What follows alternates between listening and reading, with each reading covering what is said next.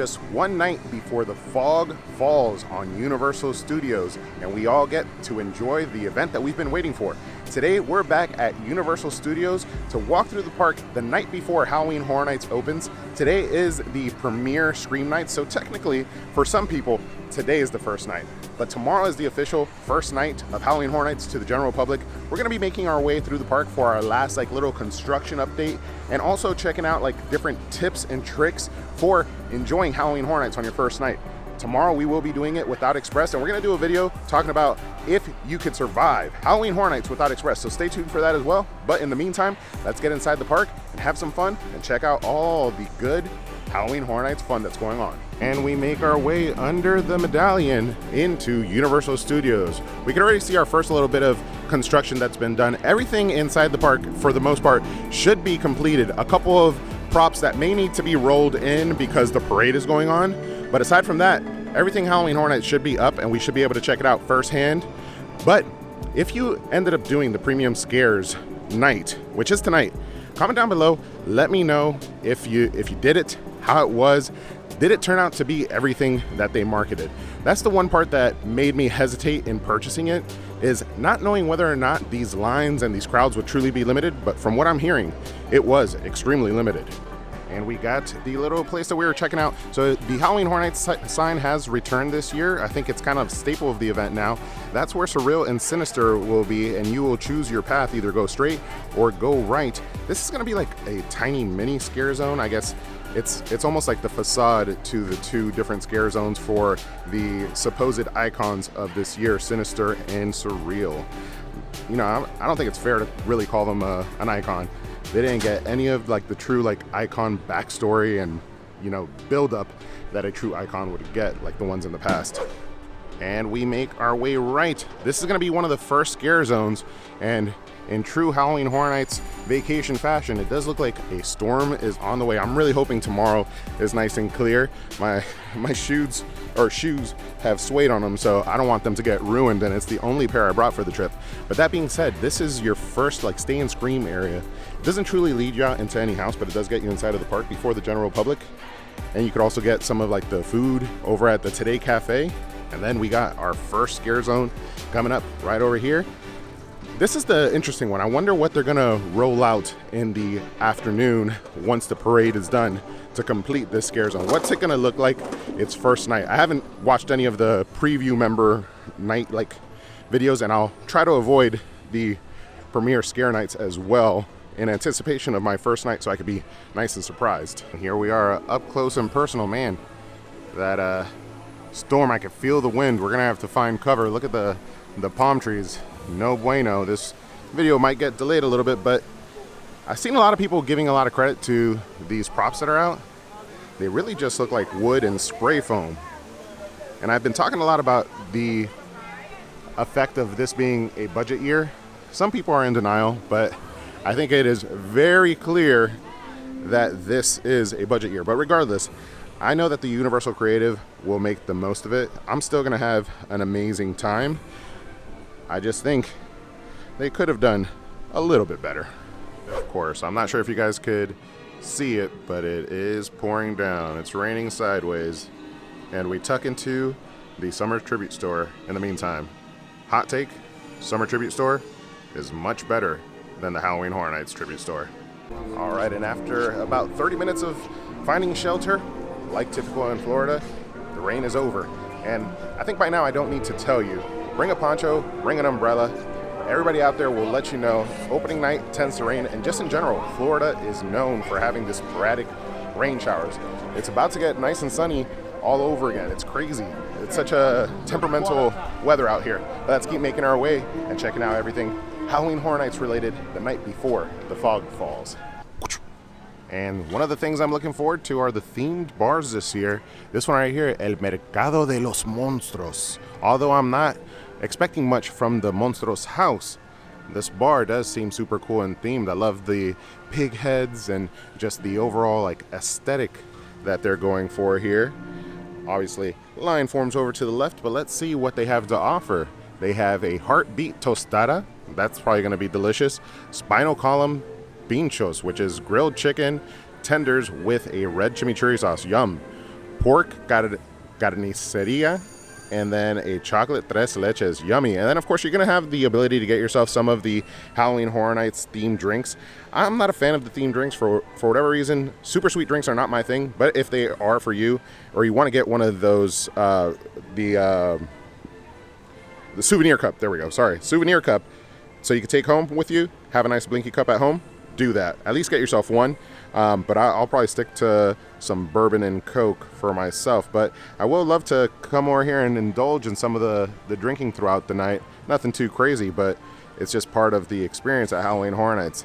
And now we're going to make our way through Swamp of the Undead. We just did the Hollywood Scare Zone. And after the rain, let's see if it's done any damage. And we start making our way in, and I joke with the damage. There was like a post that had gone up apparently during one of like the little windstorms. I think these like light stanchions fell down, which is kind of alarming, but I think the fact that it went down and nobody was harmed, they learned and probably anchored them down a little bit better. But I'm looking forward to this. I wonder if this right here, these lights, I've never seen them put lights so low. I wonder if this is going to be like what cast like with the fog, kind of like that fog water effect, so it looks like you're walking through a swamp. If they do that here, that's going to be awesome. And then maybe the scare actors could come from below and scare you. But everything looks super cool in here. I do like the setup that they're going for here.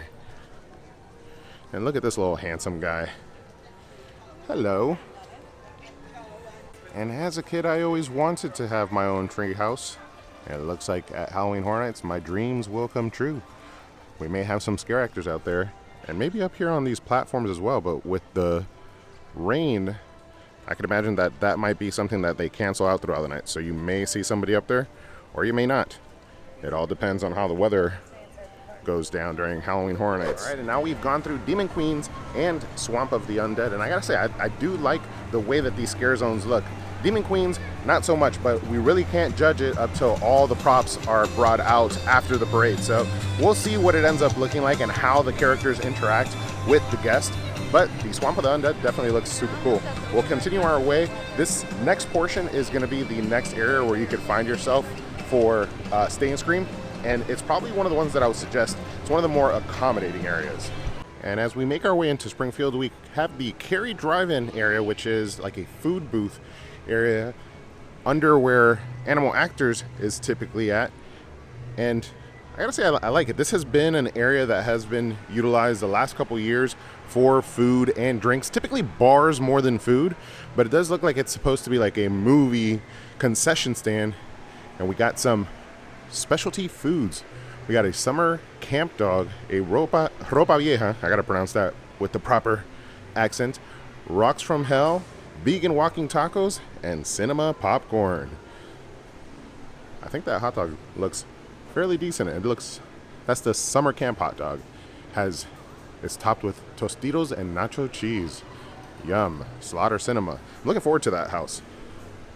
And that leads us into the Central Park Springfield area, which is another area for Stay and Scream. But this year, it does seem like it's going to be a little bit different. As far as what houses these Stay and Scream areas will let you out to, I haven't done enough research. So make sure to check out some of the videos online. I know my boy Adrian from Losh TV did a video talking about where the Stay and Screams will be leading you out to. So make sure to check that out. But this is probably the next best, if not probably my favorite place to do Stay and Scream as far as like being accommodating. New York is probably where we'll end up this year, but here is a real large space. The one thing though is there is a stanchion here for the entrance of a house, so I'm not sure how they're gonna do the barriers for this Stay and Scream area this year. And here's the stanchion I'm talking about, right over by the Simpsons ride. There typically isn't one here, but I think just because of the way that they repurposed the direction that you're going to be walking, since we're no longer using the parade building, this is typically a portal to enter into a house. And I don't know which house it is, but with this being here kind of in the middle of the Stay and Scream area, or at the very tail end of the Stay and Scream area, I wonder if they're going to shorten the Central Park Springfield Stay and Scream area a little bit to make sure that nobody is interrupting that little entrance when they wait to line everybody up.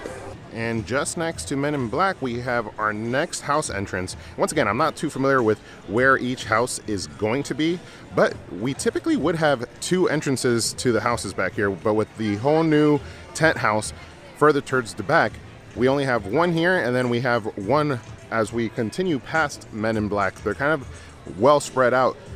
I'm kind of wondering what that walk back is going to be like this year. And I pop into the Men in Black store really quick because this is something I haven't heard anybody talk about. Are they going to do the pumpkin or scarecrow scavenger hunt this year? It doesn't look like it. Typically there would be one in here that you would find. You collect a few of them, and at the end you get a prize, but that's nowhere to be found. Didn't think about that up till just now when we were passing by Men in Black. Interesting. And we make our way out on this hot day. Popping in and out of those stores is probably the best thing you could do for yourself if you're looking to stay cool. It keeps on cooling us down as we kind of traverse the hot day here and humid day at Universal Studios. And it was raining a little while ago, but that probably just added to the humidity. But one house that I'm concerned about is that new tent house. Walking path back there has always been treacherous. It's super long there, super long back, and there's typically 2 to 3 houses that have a really far commute in order to get to them. This new one seems to be even further, so I'm curious to see how that walking path ends up being for that new house. And this is interesting. Right over by the Fear Factor stage, where they'll have Nightmare Fuel, we got the next 2 houses. I didn't expect this. This is a double entrance for both Goblin Feast as well as Monsters, Bloodlines, Eternal Bloodlines. 2 houses are going to go down this way. I wonder how they're going to split that up with Express and all that fun stuff. Because this is a very, not super narrow area, but if they're going to put 4 lines out here, that's going to make it real tight. Interesting. So I'm assuming one of these houses is going to be the new tent house that is super far back. Not looking forward to that tent house walk, but hey, it is what it is. It comes with the territory at Halloween Horror Nights. We're right in front of the large Nightmare Fuel sign. This is a show that I don't necessarily make the time to go watch just because it's so hot in that building and they have pyrotechnics. But just across from that show is something that I wanted to point out. All the bars this year are uniquely themed to Fanta, right? And talking about it being a budget year, this was a smart move for Halloween Horror Nights. Instead of having like the Peacock bar or just having self-themed bars, they partnered with Fanta, which means these guys gotta foot the bill for some of the things so that Halloween Horror Nights doesn't. So Halloween Horror Nights this year has been very strategic in the way that they've approached this budget year. They're repurposing houses and not intellectual properties, well, even intellectual properties, but the like Mr. Sweets and all that fun stuff that they're reutilizing this year. It's going to be interesting. I call it a budget year, and I don't mean that necessarily as an insult. I think, like I said, the creative team is going to be able to pull it off. But it's just funny that everything has gotten so much more expensive, but it seems like they're trying to do less for more. And into Diagon Alley we go. The Death Eaters roamed this area last year, and it does look like they're bringing that back. I will say, in my opinion, this was a disappointment of a scare zone, but I don't think they marketed it necessarily as a scare zone much, so I can't really be that disappointed. There was like 4 Death Eaters that walked around at max. They will on occasion pop up on this stage and perform, do a little razzle dazzle with their wands, which is kind of cool. But I come to the scare zones and to Halloween Horror Nights for a scary approach of these areas, not a necessarily entertaining approach. So I don't know, I think they could do so much more with this gloomy area, and mostly with Nocturne Alley. And we continue our way through, and we have Blumhouse, the new scare zone here in the San Fran area, and also a Stay and Scream area. I believe now they are going to move the Stay and Scream to Lombard's. Last year it was over by Richter's, so that's going to be an interesting little change.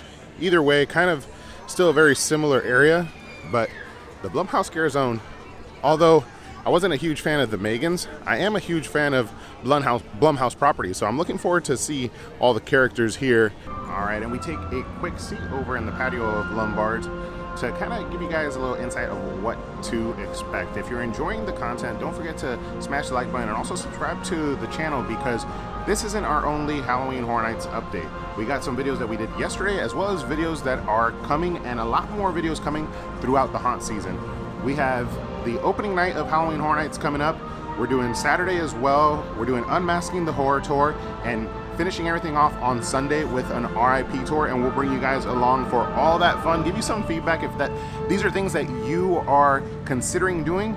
We'll let you know if it's a good fit for you and your party. But yeah, all that being said, let's keep on making our way through. Don't forget, like, comment, and subscribe. And we keep making our way, and we just missed the parade coming through, but we're getting to our next scare zone.